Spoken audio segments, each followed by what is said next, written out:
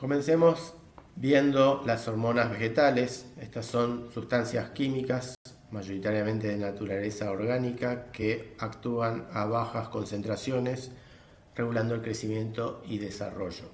¿Sí? Permiten modular la acción coordinada de distintas células y tejidos y pueden ser sintetizadas en un tejido determinado y tener su acción en otro.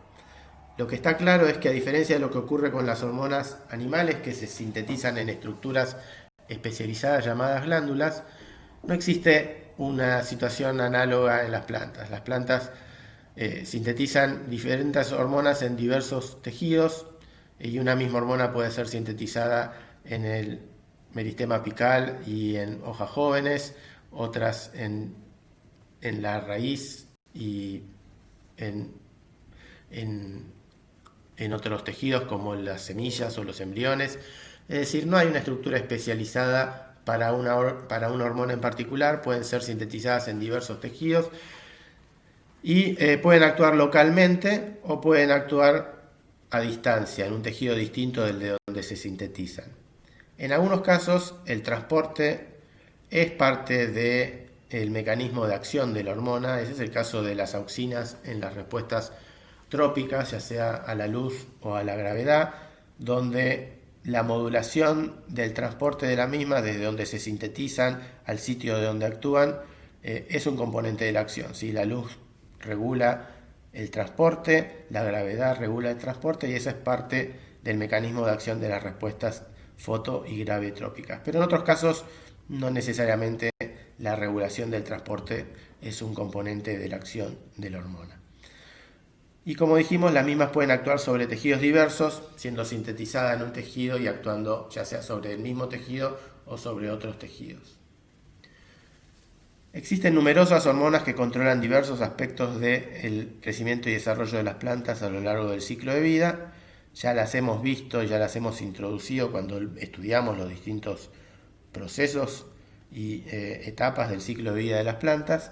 Ahora vamos a repasarlas poniendo el énfasis en cada una de estas hormonas qué procesos controlan. Y haciendo una breve introducción a la diversidad de hormonas, mencionamos que existen 5 hormonas clásicas que fueron descubiertas hace décadas, que son las auxinas, giberelinas, citoquininas, etileno y ácido abscísico, y que más recientemente se descubrieron otro grupo de hormonas como son las hormonas esteroideas o brasinosteroides, la estrigolactona, el ácido jasmónico y el ácido salicílico.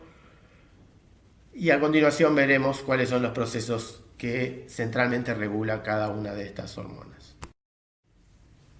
A modo de ejemplo introductorio, enfocaremos primero en las giberelinas. ¿Sí? Sabemos que las hormonas vegetales controlan numerosos procesos y vamos a repasar solo los principales. En el caso de las giberelinas, los principales procesos que controlan son la promoción de la germinación. En muchas especies controlan la transición de crecimiento vegetativo a reproductivo, es decir, promueven la floración. El proceso por el cual fueron descubiertas y que no está mencionado en esta figura, pero vale recordar, es que son una de las principales hormonas involucradas en el control del crecimiento de las células, la expansión de las mismas, ¿sí? Promoviendo el crecimiento a la altura de las plantas. Y un proceso muy importante que regulan también es la removilización de reservas a partir de las aleuronas en granos de cereales. ¿Sí? Entonces estos son los procesos centrales regulados por las giberelinas. Dos hormonas que han sido descubiertas en términos relativos recientemente son particularmente interesantes, son el ácido jasmónico y el ácido salicílico, ya que regulan muchos aspectos del crecimiento y desarrollo mediando las respuestas a factores bióticos, en particular patógenos, bacterianos y fúngicos, así como herbívoros. En líneas generales, por ejemplo, el ácido salicílico modula las respuestas a patógenos bacterianos, mientras el ácido jasmónico media las respuestas de inmunidad frente a otros patógenos y en particular las respuestas a los insectos herbívoros. En general, estas vías de señalización interactúan entre sí, y entonces hay que tener esto en consideración. Por otro lado, en muchas ocasiones factores del ambiente abiótico como la luz o la calidad de luz pueden modular estas respuestas, y mucho se ha hecho también, por ejemplo, en esta propia cátedra, el grupo de Carlos Vallaré, para ver cómo las respuestas al ambiente lumínico condicionan las respuestas a herbivoría, y mucho de eso está mediado por el efecto de la luz y los fitocromos sobre la vía de señalización del ácido jasmónico. Asimismo, también se ha visto, y distintos grupos de esta cátedra han mostrado también el rol de la luz en modular las respuestas a patógenos bacterianos, en este caso también modulados por las respuestas a la calidad de luz, ¿sí? Siendo la capacidad de defensa de las plantas modulada por el fitocromo a través de su efecto sobre la vía de respuestas de inmunidad a patógenos. Y para redondear el análisis de los distintos procesos del crecimiento y desarrollo regulados por cada hormona, acá tenemos una lista abreviada pero bastante completa. Por ejemplo, las auxinas, como hemos visto, son una de las principales hormonas involucradas en el control del crecimiento y la expansión celular, de las respuestas a tropismos lumínicos y gravitacionales. Son la primera hormona descubierta por su rol en la dominancia apical. Está involucrada en el control de la embriogénesis y el establecimiento del eje de desarrollo que da lugar, por un lado, a vástago o a raíz, así como también en el control de crecimiento de las raíces, en particular diferenciación y crecimiento de raíces secundarias. Como vimos, las giberelinas en diapositiva pasada está involucrada en el control de crecimiento y expansión celular, en promover la germinación, en muchas especies promover la floración, así como la movilización de reservas de la aleurona en cereales. Las citoquininas fueron descubiertas y tienen un rol central en el control de la división celular, pero también participan activamente tanto en el proceso de la senescencia, retrasándola, así como favoreciendo la brotación de yemas. El etileno, como vimos en la clase de crecimiento y desarrollo y maduración de frutos, es la hormona por excelencia involucrada en el proceso de maduración de frutos, pero también está asociada al control del proceso de senescencia. Lo hemos visto en el caso de la senescencia de los pétalos de la flor, así como de la abscisión foliar, germinación y la triple respuesta durante el proceso de desarrollo inicial de la plántula, estimulando la formación del gancho plumular cuando la plántula está emergiendo en el suelo para proteger al meristema apical, una expansión radial para fortalecer el hipocotilo y un poco sobre la inhibición de la expansión del hipocotilo mismo cuando la planta está creciendo bajo la tierra en una situación de estrés mecánico. En general, el etileno es una hormona asociada a respuestas al estrés, además de la maduración de frutos. Luego, la hormona asociada a respuestas a estrés abiótico por excelencia es el ácido abscísico, en particular respuestas a estrés hídrico, pero también está involucrado en el proceso de embriogénesis, y principalmente uno de los roles más importantes es controlando la salida de dormición de las semillas de numerosas especies. Los brasinoesteroides, como hemos mencionado, son hormonas recientemente descubiertas porque están involucradas en el control del crecimiento y la expansión celular, interactúan con la vía de señalización de las auxinas en muchos de estos procesos. Luego está la estrigolactona, que fue recientemente descubierta por su rol en la dominancia apical.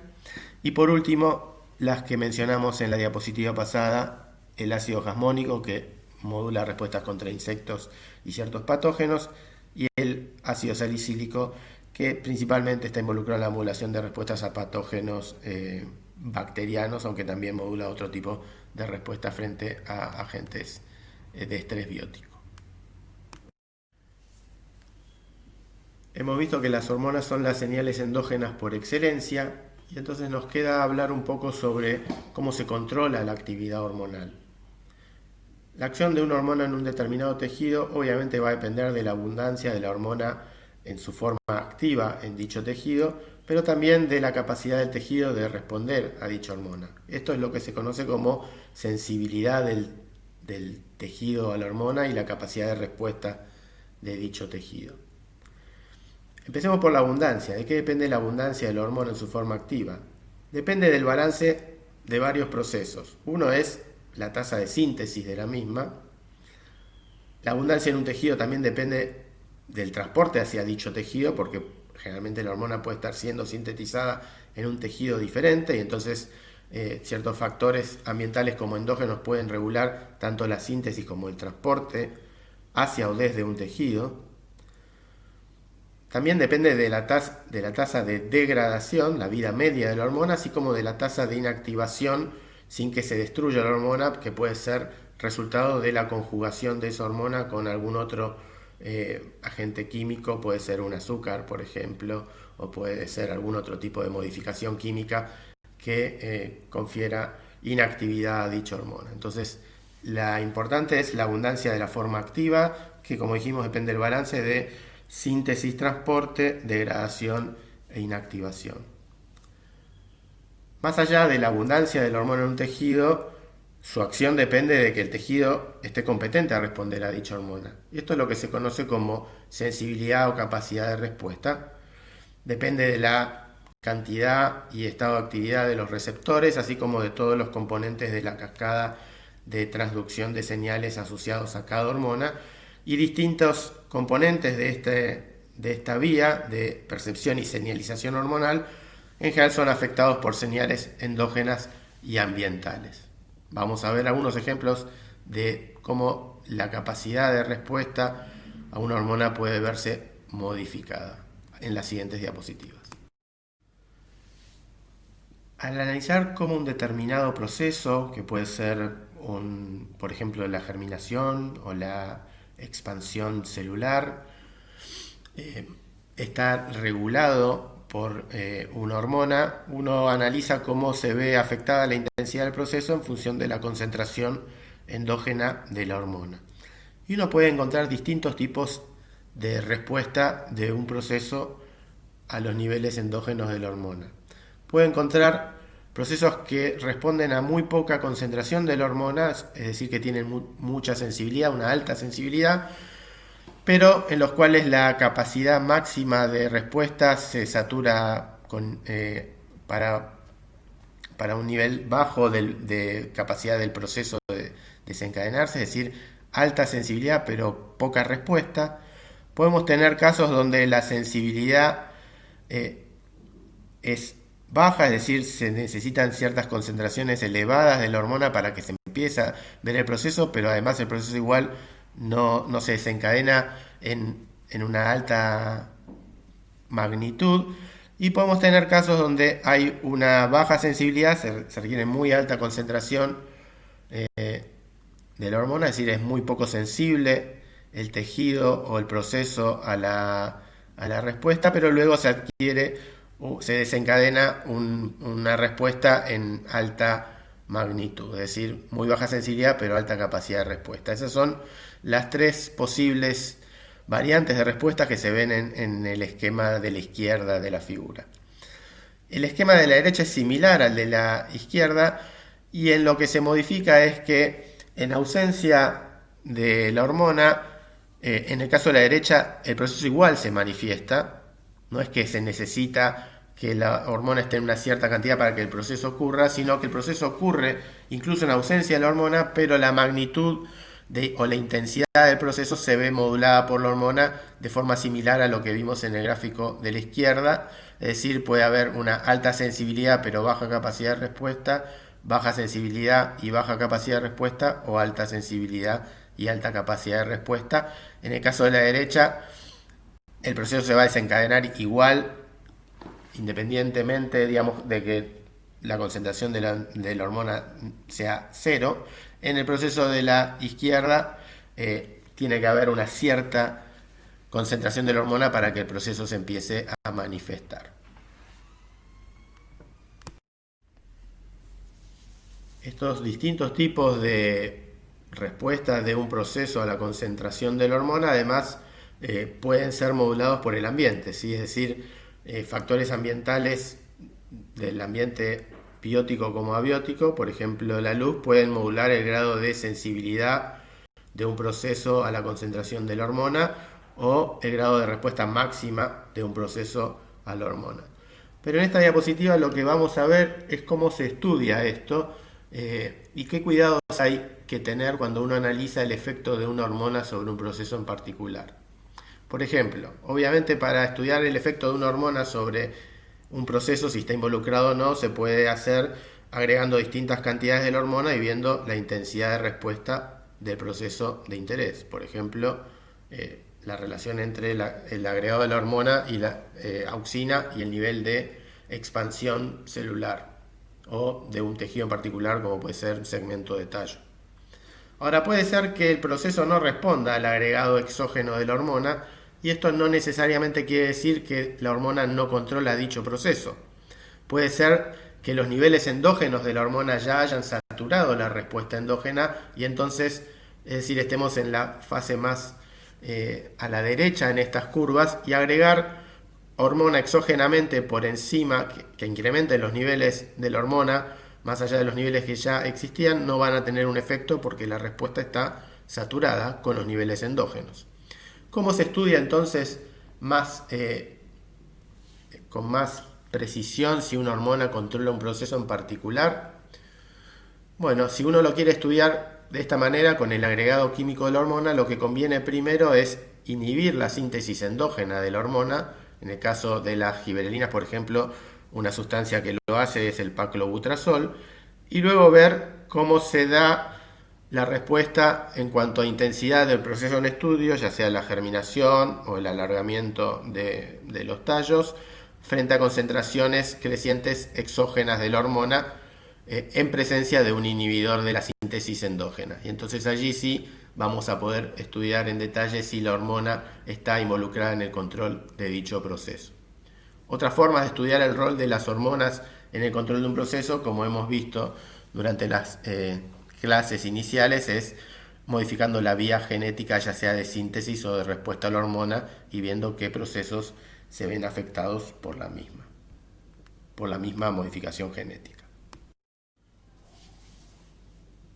Cabe destacar y hacer énfasis en que, dado que las hormonas controlan numerosos aspectos del crecimiento y desarrollo, en muchos casos se utilizan comercialmente para el manejo de cultivos y malezas, ya que pueden en ciertos casos actuar hasta como herbicidas, ¿sí? Es el caso del 2,4-D, una auxina sintética, o la utilización de auxinas para el enraizamiento de estacas, o el caso de giberelinas para el caso de la vid y desarrollo de frutos partenocárpicos, o en muchos otros procesos que están asociados al manejo de cultivos hortícolas o cultivos extensivos. Como mencioné anteriormente, además de las hormonas, hay otras moléculas que pueden tener rol como señales endógenas controlando el crecimiento y desarrollo. En muchos casos los azúcares pueden cumplir este rol. En este caso se ve la relación que hay entre la disponibilidad de carbohidratos solubles en la base de los macollos luego del corte por acción forrajera en relación a la capacidad de rebrote, ¿sí? Y se ve que hay una relación positiva y directa. A mayor concentración de hidratos de carbono solubles en la base del macollo, mayor es la capacidad de rebrote, en este caso del ryegrass. Otro ejemplo de efectos de azúcares sobre el crecimiento y desarrollo, como mencioné también, es el efecto de un hidrato de carbono como la trealosa 6-fosfato, que media el control, efectos del control sobre el proceso de floración, y pareciera ser un componente de la acción del florigeno. Y en ese caso es una clara molécula señal, porque la trealosa 6-fosfato no es utilizada en el metabolismo energético a partir de ella, ¿no? Simplemente tiene un rol señalizador. Y como mencioné, también puede haber otras moléculas, por ejemplo proteínas, que pueden tener un rol señalizador, como es el caso del de la proteína FT que se sintetiza en las hojas, moviliza por el floema y promueve la transición floral en el meristema apical. Y con esto damos por cerrado la parte de señales endógenas que controlan el crecimiento y desarrollo de las plantas.